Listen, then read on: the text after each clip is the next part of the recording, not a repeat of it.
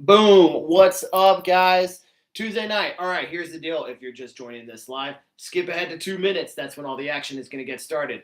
But I'm going to give it about 2 minutes just to let people gather in. If anybody's coming to hang out, maybe, maybe not. Who knows? But it's a really good one to go over tonight. Every week I do these. I'm like, I'm going to buy new markers. I never do. Anyways, all right, energy systems. So very important, guys. Very important stuff. Anyways, we're a couple of days out. So ATP.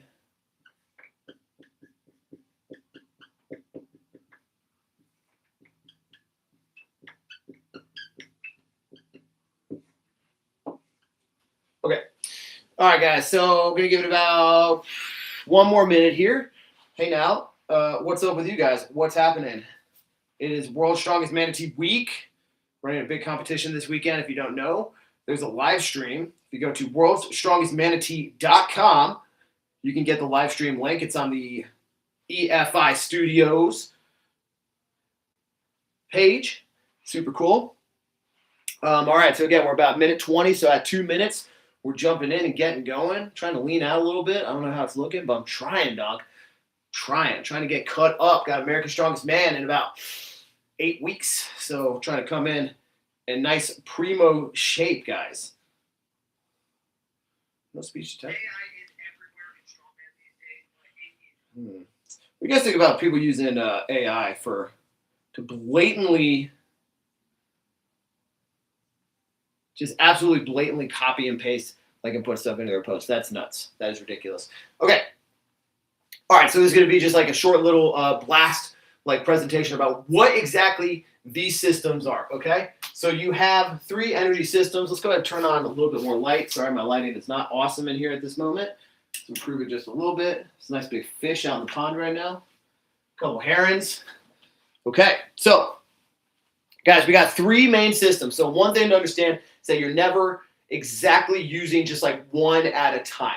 All right, these are things that happen from different food sources, different time lengths. But we start with what's called your ATP system, and this really is a very short duration. Wow, my marker is gonna crap out again. All right, so this happens up to 15 seconds, but it's a max power type thing. So a 1 rep max, or maybe 3 to 5 really quick explosive reps. But it's also power. So when you want to do something really hard and explosive, such as a sandbag throw, which is not that heavy, but you're putting a lot of force into it. This is why real quick when some people could do 2 to 3 to 4, really rapidly, and then they just hit the wall all of a sudden. They're using this ATP system right here. So they basically tap out in this 15 to 20 second range, because they've just been putting out all of this power, and then they don't have really a lot of support from these other ones, okay? So ATP is really about 15 seconds here. It pulls from the ATP phosphate creatine stores from your muscles. But let's kind of cover all of these, and then we'll break down kind of what to do about them, right? Most people are already doing a pretty good job training this. If you're training for strength, you're probably doing a pretty decent job handling this one. But we need to get into the glycolytic phase. So glycolytic really is kind of kicking on from 10 to 60 seconds. And it can sometimes go into 90, but really this is the range where it's more powerful. Okay, so 10 to 60 seconds. And what's going on here? This is now where we're going to start to use a little more carbohydrates for fuels, right? But it's strongman events. This at its core is strongman. So this is as many reps as possible, a 60-second rep out event, or it's a max carry event, or it's a a medley where you're doing multiple things at once. So this is very carb dominant. Okay. Now, this is one important area where we're going to spend a lot of time on this one, because I think it's easy to nail the ATP, easy to nail the oxidative, but this is really the big one where we're getting wrong. So 10 to 60 seconds. Problem is that I think most people try to attack this with machine cardio, okay? When in reality, you like want to have like some sort of blend of ATP and glycolytic going on. So the solution is going to be things like clusters, repeats. And what are those? Well, we'll get into that in just a second. Okay, but finally we have the oxidative system, okay? So the oxidative system is where you're using like oxygen. This is an aerobic event. So this is not really something we tap into a lot in the sport of strongman in events. We do tap into it all the time, but not like event specific. So a lot of people look for, well, let's just call it like endurance, right? Let's just call it like an endurance thing here. And this really starts to kick on like after 90 seconds. So greater than 90 seconds. But what's important about oxidative is that this really is good for our recovery. So like when our heart rate is up and stays up, when it's elevated, right? Like we're going to start breathing a whole lot. So we're using a lot more oxygen in, out to recover this and that. So by doing things like low impact, steady state cardio or things that are 20, 30 minutes long, we're kind of training this oxidative ability. This is a good one to like have machines, right? And I don't think you should really, or I'll put circuits in here.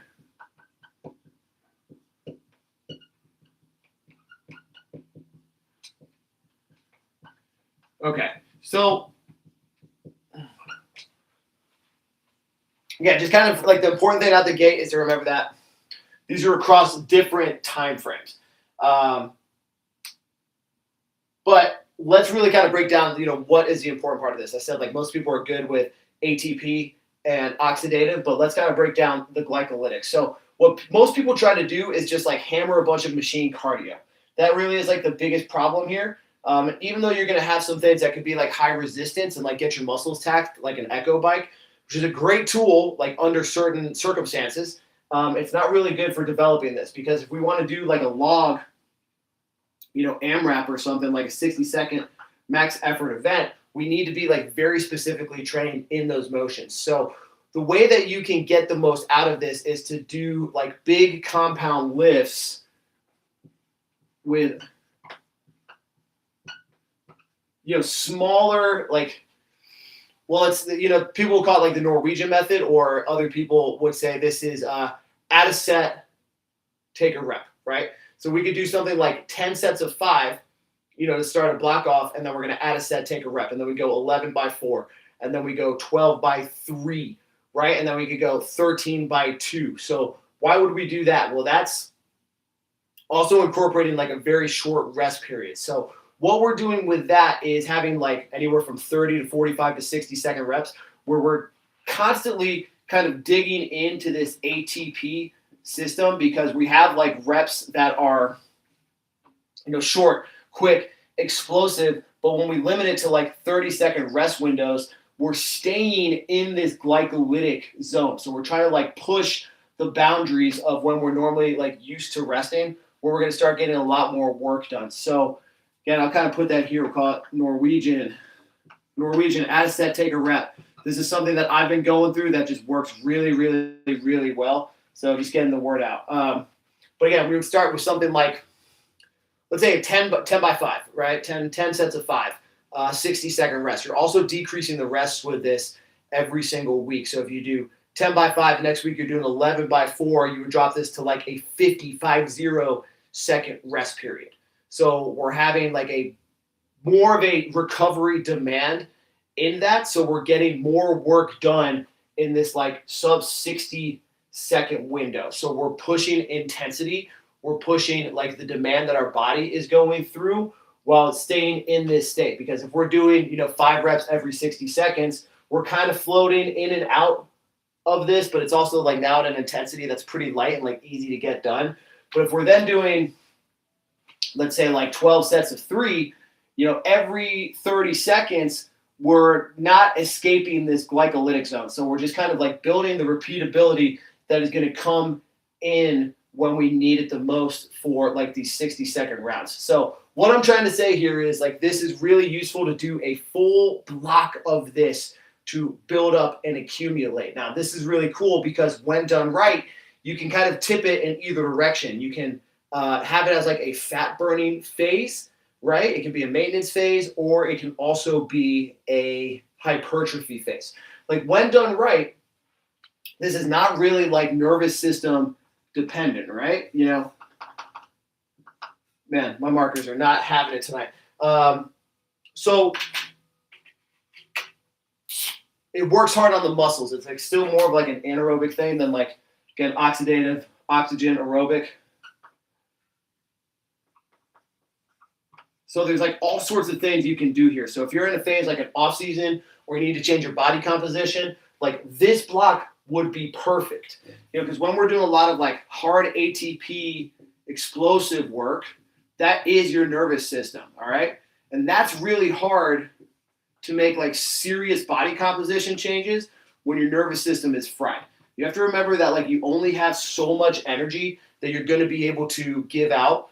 And most of it, no matter what you're doing, is going to go to restoring your nervous system first. So this is not really the time when you're like, this is like when you're peaking for competitions, using like heavier reps, heavier singles, higher intensity work, that you are doing this ATP work. Again, like max effort deadlifts or like heavy hard sets. Like for most people, when we're going into like a major competition, like an OSG, America's Strongest Man, like if there's a big 4 reps event, for most people, you are in like the 3 to 5. If you're an absolute fucking savage, you're going to be in like the 8 range, but you're still building the ability to get those reps by having this like crazy high-end explosive work, which is really frying your nervous system. So this is like yet another reason why you should not be making like a lot of changes to your physique, your body, your diet, your lifestyle in the like really 8 weeks leading up to a competition, is because you need your nervous system to recover and you need to get the most out of this. Now, anyways, back to what I was saying. So a lot of programs try their best to combine all sorts of elements on this, and they can, okay? But you have to look at like a longer term, less intense format. So if we were to try to do like all 3 at once, right, that would be like working up to like a top single, you know, 1 set of 1, or maybe like 1 set of 3, and then into like some back offs of like 6 by 3. But that gets tricky because, you know, when you've already like totally fried your nervous system, or you're just training for max power, like if it's a 6 sets of 3 protocol, then you probably need like longer rests, like 2-minute rests or something. So if you're resting really, really long, you're not going to be able to do that. But again, in these programs, you might want to do like a top single, a top triple, maybe like 2 doubles or something with increasing intensity and volume. Increasing weight week after week after week. And then you'd also have like oxidative work done in like zone 2 cardio, extra cardio. So this is something that can be done kind of year round, but you should not be like pushing it as you get closer to competition. This is more like maintenance work.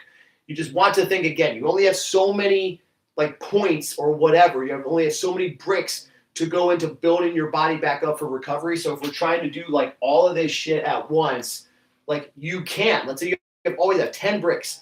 You can put like 4, 3, 3, or you can do like 8, 1, 1, or whatever, but you're not really going to be making like a whole lot of like rapid gains on all 3 of them at once. So what we're trying to really get across here is that at some point in your year, you should be taking some time to develop your glycolytic system where you're just fucking smashing these compounds with increasing weights and decreasing rests. Okay, so when we do that, we're just running a hell of a lot more efficient. Okay, so you have recovery times for each of these things over like different windows. Like your body is not just like using these things at different rates, but they recover from them at different rates too. So if you have a more efficient, like carb dominant, glycolytic energy source, you're going to be able to fuel back up, and then be able to like get into faster, harder power outputs, whether that's in competition or in training. Okay, so by developing this, then maybe within like, let's say like 2 months of training, you could do like 8 sets of 2 at 90%, like really, really hard. For your like speed sets or whatever, your strength work, whatever you want to call it. You know, if you do like 2 months of this here, you'd be able to come back and do like 8 sets of 2 at like 95%. It makes a huge difference because you're just so much more efficient across the board. You don't have to tap in to draining yourself over and over and over again. So I hope this is all making sense, guys. But moving into like the oxidative, this is something you just can't skip. So like I said, zone 2 cardio is kind of the easiest thing for this. Go for walks. This is daily activity as well. But where this is really important is over long workouts, workout blocks, and all day long or weekend long events. So your oxidative system is endurance, but it's also really like a good marker of recovery. There's a few things going on here. It's how efficient do you utilize oxygen? Like, where is your heart rate at? So if you've been listening to a lot of the stuff I've been talking about recently, this can be influenced by breath work as well. So when you are doing cardio and then you are also doing some breath work as a practice on the side, remember, it's not really just about like spiritual work with this breath work. We're doing it for performance as well. I say I am, you should be too. It's the easiest buy-in, guys. Breath work is the easiest buy-in to increase your performance. It's ridiculous. Get on it. Breath work decreases your resting heart rate. It increases your heart rate variability, as does any sort of endurance work, right? So last week we touched about HRV, heart rate variability, and that's just the ability to shift states, right? Your body is not, if you're at 60 beats per minute, your heart is not beating 1 beat every second. It is going, 0.9, 1.1, 1.2, 0.8 seconds apart. There are fluctuations in there, right? And actually, the greater that the variability is, the healthier that your heart rate is, or that your heart is, and that your system is, because it shows that you have the ability to adapt and handle stress. So what does that mean for your training? It means if you have a greater ability to adapt and handle stress, you're going to be able to recover harder and faster, which means you'll be able to train harder and faster and longer, which means more gains. Also means like event 1, you can push yourself super hard. Say you and this person here can both push to level 99 on event 1, right? Well, if this person has the better HRV, then they're going to be able to come back and hit 99 again. Whereas this person, if it's absolute trash and they don't have any sort of oxidative like backing or background, they're only going to be able to push to a 92 on event 2, right? You're going to come back for event 3 at level 99, and this person's coming at 85. Okay, or just think about it a little differently as well. Let's say that you are a 90 overall across the board, but this other person is a 99 across the board. If you can maintain that 90 over 5 or 6 events, but this person here starts off at a 99 and then they go 92, and then they go 82, and then they go 75. Like, what's the average power output and performance that you're getting over the entire thing? So you would rather be somebody who is more efficient, better at recovery, than just somebody who has like the absolute like max power and strength and explosion, right? Like, of course, in the best of both worlds, we want both. But this is why you see a lot of people who are absolute killers in the gym. They go to competitions and then they just don't put it together, right? It's actually the people who have good ability to flip the switch, flip it back off, or just stay low-key the entire time that do the best. Shout out Mason Cup. Mason Cup, 80 kilo world's strongest man. Chillest dude there is, man. Super chill. Pretty sure he's a dentist. That guy's awesome, man. Anyways, whatever. I'm going to beat him this year. We'll see. I hope I do. All right. So anyways, energy systems, but oxidative is also fat dominant, okay? Now, you don't need that much fat, but you do need some levels of fat in your diet. Strongman is like 90% like carb fueled. I shouldn't say that. I don't want to give percentages on it, but it is primarily fueled by carbohydrate-rich activities because it is in this like glycolytic zone, right? Also, when we're eating carbs, this is how we build up ATP and those like creatinine phosphate stores in our muscle cells to output power, right? It's also done through like hydration too. So if you're not hydrating, you're a bum. Anyways, but you do have to have some levels of fat. So like currently, like I will give you my diet right now. I'm at about, I have a carb cycle that I'm doing, but on my high days for carbs, I have about 380 grams of carbs and I have 70 grams of fat. Okay, so when you break that down, like that's significantly more, but I'm still getting enough fats to stay healthy, to boost my oxygen levels, keep my hormones up, get my recovery going, and also just like keep this oxidative system going. So this is sort of just like a 101. We could get like really deep into this, but here are the takeaways from this.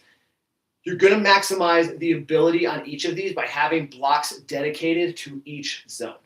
Now, this can be like a 12-week cycle. This could be like an 8-week cycle where you're just doing this, or you can just have it as part of your lifestyle. If you're somebody that wants to think long-term, right? Like in my training now, I have like a little bit of this all of the time, except for when I'm peaking for competition. So like when I'm going 6 weeks or so, like leading up to this competition, then we are really strictly like ATP and glycolytic. But I personally, as a lifestyle, I'm getting a lot of my oxidative work because I go to the park and I do my rope flow, I go for walks. My daily activity is generally pretty high. So if you're somebody that gets a lot of steps in your day-to-day, like this is probably good. This is why you need high levels, responsible levels of activity throughout your day. So anyways, guys, those are the energy systems. Cool stuff. There's really lots of odds and ends we can get into with this, but like you just need to understand there's different things going on. And if you're lacking in this one, you're fucked. So you should build them all up. Take your time or be very specific about a glycolytic phase, right? When you're more efficient here, you're more efficient here. When you're more efficient here, you're more efficient here. Like kind of across the board. Some other interesting stuff too is that if you're ever to do like a VO2 max test, right, you can kind of see where your energy outputs are across these different things. When I only did powerlifting, I was super efficient in this state here. Super efficient, man. Like so good. Of course I was. I could deadlift over 600, so like easy. I can put out a shit ton of power, but then, anything that gets me into this zone was a lot more difficult. That's totally changed because I've been doing Strongman full time now for like 5 years. But that's that. Had I actually like given a shit about this and not only done ATV, I would have been a lot better off. So really, the sooner you can get into looking at the bigger picture of this stuff, the better. And I cannot tell you guys, swear, dude, breath work is where it's at. Do some breathing. Everybody knows how to breathe. And if you don't believe me, I don't care. You'll see. All right, guys. So just going to stick around for like 2 minutes. If anybody's got any questions, have a few guys watching right now. I appreciate y'all that are tuning in. So if you got anything for me, let me know. I am here. I'll give you a little bit of time. That's that. I'm gonna eat. Gonna update my people's programs. And that's that, guys. But if you're with me, let me know your thoughts. I'll take questions about anything else as well. If you got it, let me know, people. Nothing. Those biceps doing, everybody. Hope you guys are all doing good, though.